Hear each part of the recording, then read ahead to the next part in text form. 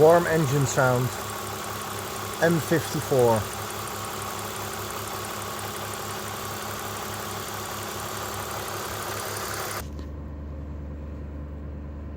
Now I'm holding the revs at 3000 RPM approximately,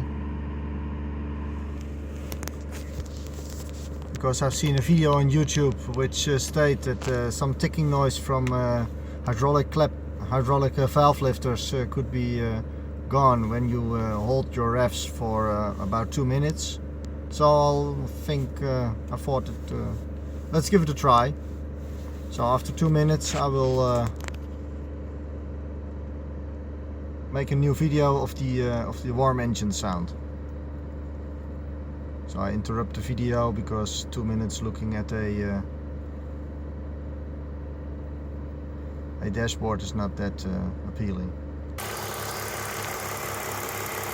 Warm engine sound after 2 minutes, revving at 3000 RPM.